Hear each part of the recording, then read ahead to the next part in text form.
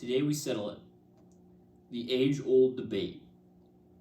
Mossberg versus Remington. Now I know there's complaints and arguments on both sides about which one's better, which one's worse. There's valid points for everything, and I will say this right now, I'm partial to neither.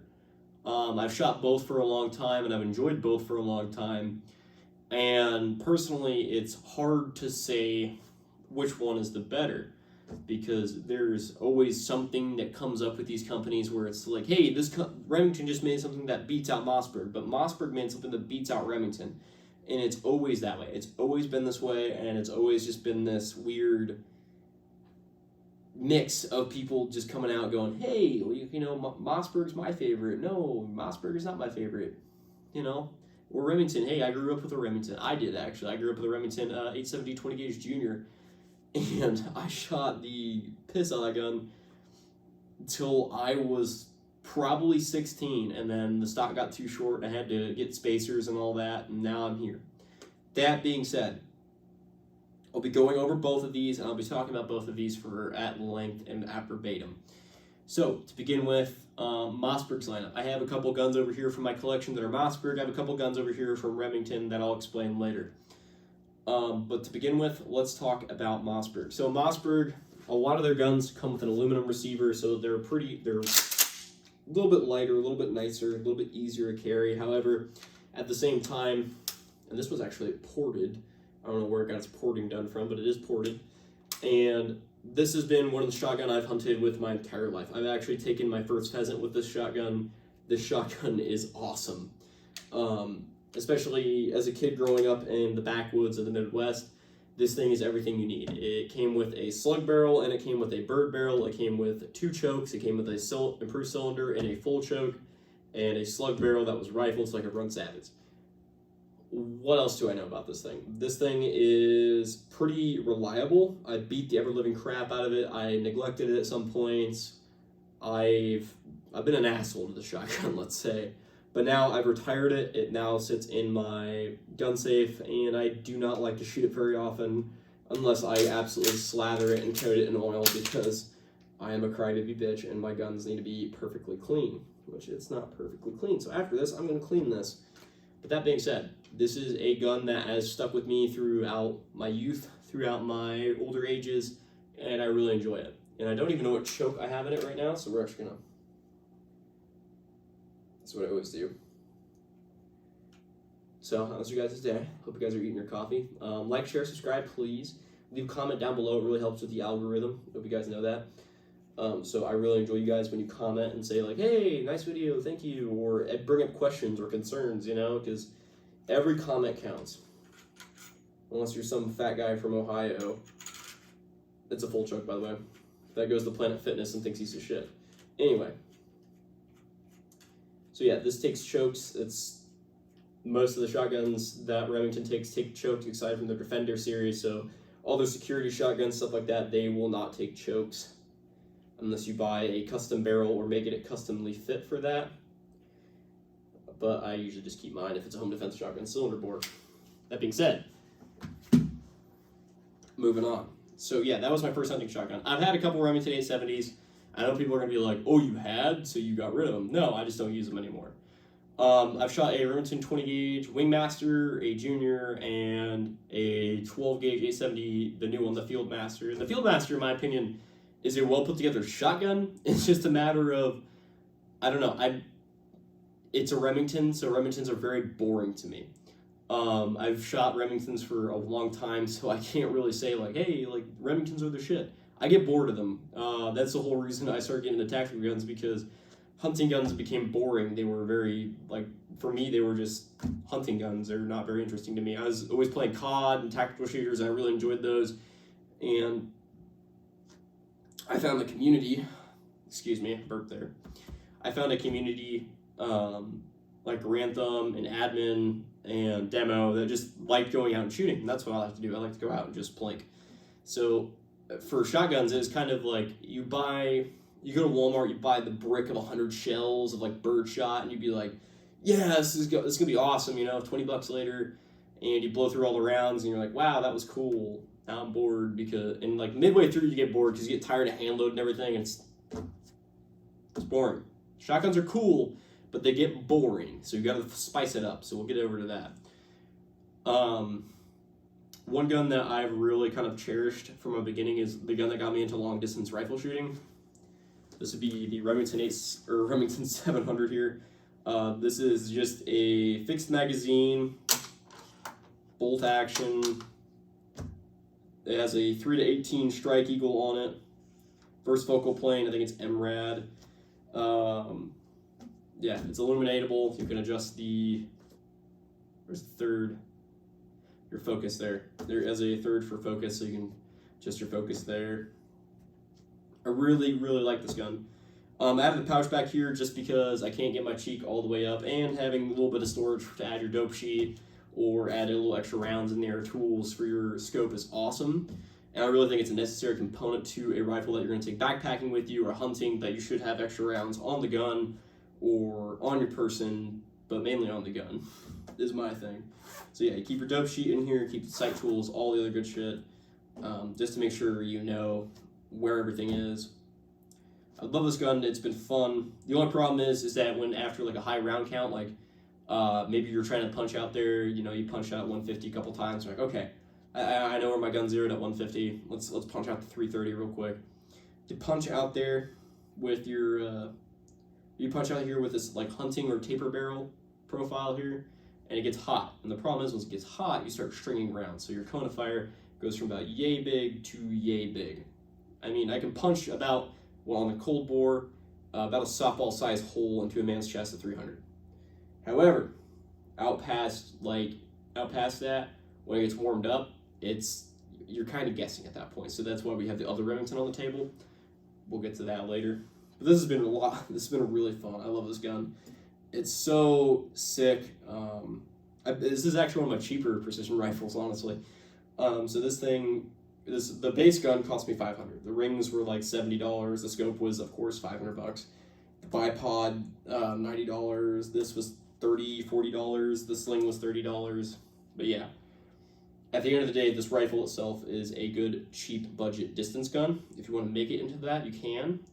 I will say, however, with the taper profile barrel, it is very susceptible to heat shift, and not only that, it will, with the heat, it'll open up that cone of fire, and it'll get bigger and bigger and bigger as you keep warming up that barrel. And as well as it has a lot of recoil if you're not shooting off like a rest or maybe you're shooting freehand. This thing does have quite a bit of recoil if you're not paying attention. If you're used to it, it will be okay, but that's only like for 100-yard shots, 150, 200-yard shots. 300 gets spotty, and like 500, it's almost impossible freehand if you're shooting this, because you can't just do your regular. How should I explain? You can't just do your regular lead up to the shot. So you know what I mean? Like, you know, inhale, exhale, get ready, squeeze, let the trigger surprise you, and then your world goes blurry because your scope's moving around. You're sitting there like, whoa. But there's hunters that do that all the time. I'm not one of them. I'm not that great. But, you know, hey, it's hats off to you guys who can do that. I'm not that great. But we'll set this back. We'll actually set this past this one over here. We'll just be gentle. Real gentle. And for this one, I've shown this one on the channel multiple times, but this is one of my favorites, and it actually is one of my buddy's favorites. He actually will come out here with a big box of ammo, and he goes, hey, can I run your Mossberg Patriot, or your MVP, which is also aligned with the Patriot series? I'm like, yeah. And I go, why? And he just goes, I like shooting it. It's very fun, very easy to shoot. And shooting this thing out to 300 is a blast. It's easy to shoot. Getting it out to 500 is awesome, especially with those heavier pills, or 75 grainers or 77 grainers, if you can get them, are awesome for this thing. It's a 3-9x50 with a mil dot plex by Hawk. So it's awesome to just gauge your shots and go like, oh, I was like a couple mils low, bring it up, there you go, you're on target, you're hammering away, not a problem. And you can do this really cheaply with this rifle, that's the good part. And it takes AR pattern magazines. I don't have a pattern magazine in there, but it takes AR magazines, so all you gotta do is press on this button up here and it drops a mag out. And actually, I have an empty mag right here. So yeah, you can run 30-round mags, 60-round mags, drum mags, whatever. Get all sorts of crazy if you want. The only problem is if you hold the front of the magazine, it won't feed properly, so be careful with that. So always try to run like 10s or 5s, or just kind of lower count magazines, to be honest. 20 rounds is about the max I'd go. 30 rounders, it's just like, all right, we're getting a little ridiculous here. We're trying to make a gun look like cursed gun images for Brandon Herrera. But anyway, I love this rifle. I actually got this at a pawn shop, which was kind of fun. It was a good find. A guy had it there for like $700, and I was like, hey, I think it looks cool. I think it's awesome. I like the stock. I like the way it's set up. I like how it's like a half Macmillan stock. I don't know. It looks cool. It's laminate. I'm not really too worried about if it gets dicked up. And I shoot the shit out of this. I love this gun. My friends love this gun. But yeah, it's the shit. We'll pick this up. We'll move this over. We'll kind of get into the next one, the next precision rifle. We'll go through the precision rifles first, and break these down. So this is the Remington 700 again in 308. These are both in 308. We have a 26-inch bull barrel. So I know what you guys are gonna say is like, wow, that thing's gonna be heavy. It is heavy, and I do not recommend shooting this thing off freehand or anything like that. This is a bench rest gun only. The reason I put the Magpul stock on there, a lot of people say the Magpul stocks will increase accuracy. I haven't figured that out yet because I haven't taken it out after I put this thing on. I zeroed it with the Monte Carlo stock and everything on it comes with, and I was like, all right, didn't really enjoy that stock. Let's put something better on it. Put this on there. I really enjoy it. It's heavy as hell. So if you're going to be shooting with it, this is not a gun that you can like Call of Duty fucking quick scope and do all that bullshit with. This thing is basically, I'm going to sit in a single spot for hours on end shooting at things. So with this one, there is no really big like heat dissipation with your accuracy. Your cone of fire will stay pretty tight and consistent even if the barrel gets warm, which is awesome. That one, it's got 110 twist rifling, so it really just likes the 150 grain pills, stuff like that. Good part is it takes the ACIS magazine, so you can easily just swap these in and out. And they're stupid easy to get. Like if you go to like any Shields, any big outdoor stores, they probably have these in like 5 or 10 rounders. Typically most stores will just go with the 10 rounders just because that's what most people want. 5 rounders usually just come with the adapters and all that, which is what mine came with. I don't really like the 5 rounders, but there is a reason for them. And sometimes you gotta tug on them just to, yeah, see? Just gotta make sure it's in there. As you can see, there we go. So it's a 5-25 first focal plane, and it's an MOA, and I'm MRAD. So I'm learning how to shoot off MRAD and MOA, trying to get an idea of which one I like prefer. I think I'm just gonna stick with MOA from here on out though. Like the pull fits me, especially out of the box. It was really good when I put the stock on. The stock didn't take too long, and especially putting in the magwell adapter, because it was an ADL with no floor plates. If you know what that means, it means that there was no bottom magazine. There was nothing I could do to patch this hole, so I had to get the magazines, but I wanted the magazines anyway, so there's that. This thing is a bastard to sling because it is massive. And doing a crossbody sling, it's not going to work out great, but we can try. Yeah, you can do a crossbody sling. There you go. Again, though, it is absolutely fucking massive. So having this on across your body is gonna suck ass, no matter what you do. You could probably come like this. Problem is, I blocked my pistol from drawing, so I can't draw my sidearm if I need to. Yeah, let's leave it at that. But yeah, this thing isn't that, like, if you have it like this, like you're carrying it like this is awesome. This is great. You can use it. But yeah, you can use it like that. I know I have sunshades on. I like the sunshades. That's like the way they look. There's a good purpose for them. It's basically if like you're shooting like late afternoon, early morning, this will cover up most of the glare off your scope. It's awesome. It hides that glint. And I know people will say, like, glint's just a Call of Duty thing. It does exist, but it only exists to a capacity where somebody's actually looking for that glint. But that's all right. Yeah, this is fucking awesome. The stock's easy to install. It took me 10 minutes to install. Mag adapter literally was like up 30 seconds of the install. The rest of it was just mounting accessories the way I want them, and that doesn't take too long. But yeah, let's move off this one because we've been talking about this one for quite some time. And we'll just kick this thing off.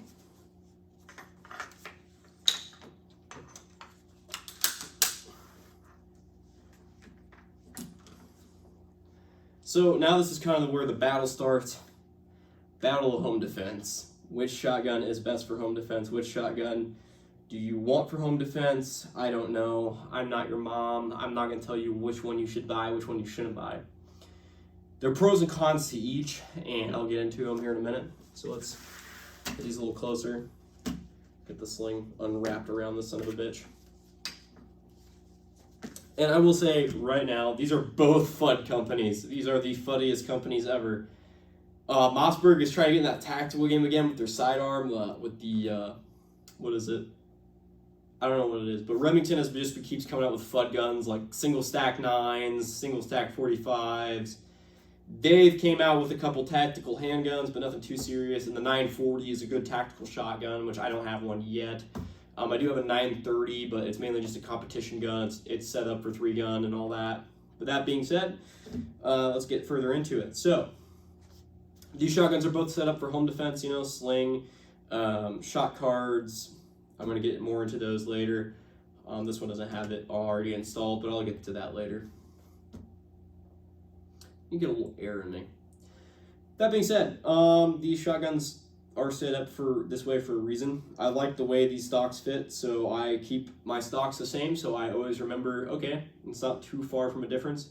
The only problem is if you pull it up, your safety is going to be in a weird spot, and your pump release, or your slide release as it's called, is going to be in a different spot. Your slide release on this one will be back here, which is kind of intuitive. You don't have to take your finger off the trigger. But at the same time, if you accidentally do that, come around the corner, who knows? I don't know. Something fucks up.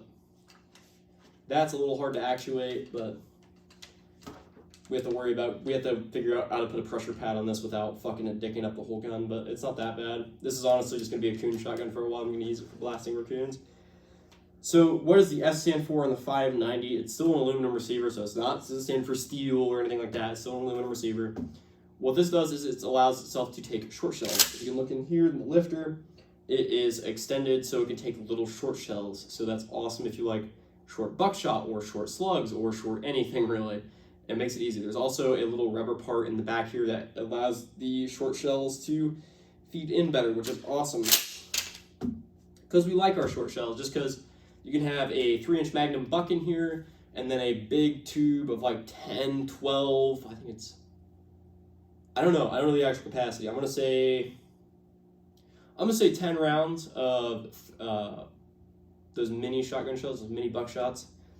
So you can have a big capacity of home defense rounds in this. So you can theoretically, you could punch a lot of holes through people with this thing. This thing is awesome. Especially with the shot card system, you can easily just reload and then rip these shot cards off. So after you get done, you reload, you take this off, grab a new one. You're good to go. I don't keep the shot cards loaded just because the elastic will wear off and the shotgun shells will fall out. I do have them on the gun ready to go in case I need them, in case I have time to load them. Probably don't, who knows. This is my other home defense shotgun. This is a Remington 870.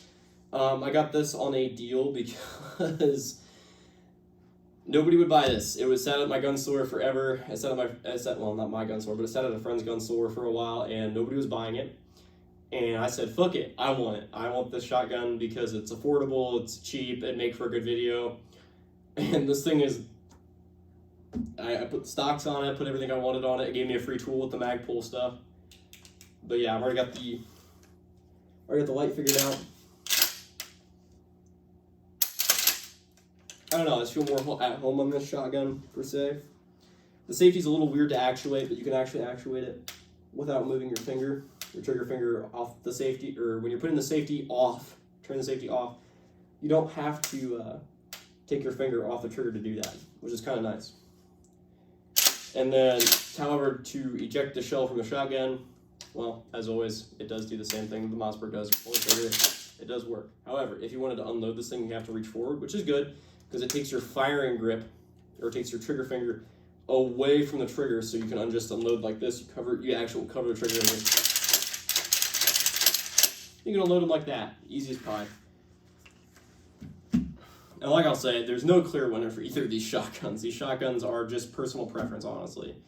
If you like Mossberg, you like Mossberg. If you like Remington, you like Remington. If you like aluminum receivers, Mossberg is the way to go. If you like steel receivers, Remington's the way to go on shotguns. Semi-automatics, the 940s newer. They keep coming out with more. The 1187, the 1100s, all these older models, including the Versamax, excuse me, they're getting older, and nobody's really taking care of them anymore. So it's a matter of, what do we do when those guns dry up? Because right now Remington has been in limbo with a bunch of companies, and now we have to worry about, hey, this company, this old heritage company is now in the shits, and we don't know what to do. And we're fear they're going to go tits up, and we're not going to have a chance of getting them back from some foreign country or foreign company that is going to run them further into the ground. So the Freedom Group, I think, is taking care of them for now, but I guarantee you later on there's going to be some problems here and there. I still see their shotguns coming on shelves, but typically they're basically the Field Masters and the Express Field Masters, stuff like that. The Mossbergs, I keep seeing them in random variants. I see the Patriot series. The MVP has been discontinued, so if you're still looking for an MVP, just quit. It's over. It's over. Just knock it off. Just buy a Remington or buy a Ruger. Just buy a Ruger. Put a fucking 1-4 on it. Call it good. That being said, hear me out. There's always something cool with the Mossbergs, including like the Maverick 88 series, which is their budget line. There is really no budget line for Remingtons. Remingtons always pretty much just stay relatively around that $500 price range. Mossbergs can vary from $200 to upwards of $1,000 on their shotguns. So take that as you will. I know their military style, the 590A1 that they released to the civilian market, is literally $1,000. And it's like, do I buy a fucking JM 940 Pro or 940 Tactical? Or do I buy the Marines fucking 590A1 12-gauge shotgun? That is a tough decision, ladies and gentlemen, and that's something I can't answer for you. Like I said, I can't tell you which way I swing because I've owned both of these companies and I've shot a lot from these companies. I love their guns. Hello, kitty cat. Yeah.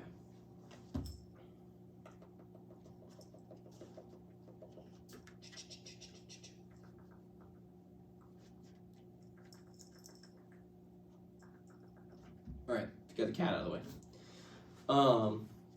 Yeah, I've shot both of these with these companies for a long time. It's hard to say what I like, what I don't like, what I feel is the best, what I feel is the worst. Like I said, it's hard to say. You guys can battle it out below though in the comments if you guys would like. I really don't care. I know some of you guys will be like, "Hey, fuck you! It's Remington or nothing, or it's Moss or nothing." You know, I don't know. I don't know enough to tell you guys to swing you guys either way. I mean, I've shot Benelli's, I've shot Gerson, I've shot TriStar, I've shot all these cheap to expensive brands and CZs and all this other crap and Berettas, and I'm just like, a shotgun is a shotgun, man. There is an old adage I was told when I was younger by a FUD, and basically said, I'm gonna do my FUD voice here. Yep, Sonny. If you want a rifle, no. Yep, Sonny. If you want a pistol, it's got to be made in Germany. If you want a rifle or a shotgun, it's got to be made in Italy. If you want a rifle, made in America, because that's how we keep ourselves free. And I kind of took that to heart in a way, but in a way I really haven't gotten past that. Like, I've always thought, like, man, that kind of makes sense, you know. Beretta and like Benelli are probably the two top of the line shotgun brands out there, especially with the A300 Patrol coming out and the 1301 Tactical coming out. These are two excellent shotguns in the market now. And as well as like the Benelli M4 being there for years and being the choice of the Marines and the Army, it's hard to say which one is good. I will say that shotguns, personally, I'd be careful about carrying one in the chamber. I know Remingtons aren't drop safe, and I know Mossbergs definitely aren't drop safe. Found that out the hard way when I was younger. I fell down a ravine and it went off, so there's that. I'm gonna leave that out. But yeah, these shotguns are not drop safe. You know, if you drop them, they will go off.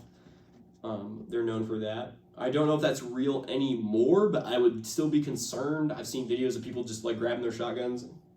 Hello. Grabbing their shotguns and they pound them against the table and it goes bang or something like that. I don't know. But they're not dangerous to have around as long as you keep one out of the chamber. You know how to load your gun fast. That's fine. Hell, if you carry one in the chamber, to each their own. I'm not gonna tell you how to run your gun. Hello, kitty. Hello, kitty. You have too much of this spotlight here. You're always on the spotlight. Anytime I turn on this camera, you're here. Yes. Anyway, I want to thank you guys for watching, and I hope you guys have a nice day. If you guys have any questions regarding shotguns or anything like that, knock that off. If you guys have any questions on the guns on the table or guns around, just let me know. I can answer them for you, and I hope you guys understand. Why? Why do you bite me? Why are you bullying me? But anyway, if you have any questions on the guns on the table, just please let me know. I hope you guys have a nice day. Come here, Mr. Fluffy Pants. Hey guys, what's up? Thank you for making it this far in the video. Happy Thursday, whatever. We're close to Friday Eve, where we're at Friday Eve. I just want to let you guys know, whether you guys are on the Mossberg side or Remington side, at least we come together and say, hey, shotguns and rifles are cool. Let's kind of bond over them. Because truly, I love Mossberg shotguns like through and through. I love Remington shotguns through and through. And I don't understand the debate anymore other than one brand makes a cool shotgun, the other brand makes a cool shotgun. I don't know. That being said, rifles-wise, I still enjoy Remington 700s. They're the most accurate rifle by far. It used to meet Marine Corps standards with the M24 or the M48-5 was the Marine Corps. Yeah, it was the Marine Corps. It was the Remington 700. It was classified as M48-5. But that's beside the point. Hope you guys understand, and I hope you guys enjoyed the video. If you do, like, share, subscribe, comment if you want. If you have any questions, please ask me. I can help you guys with anything gun-related or like prepping related. And that being said, I hope you guys have a nice day.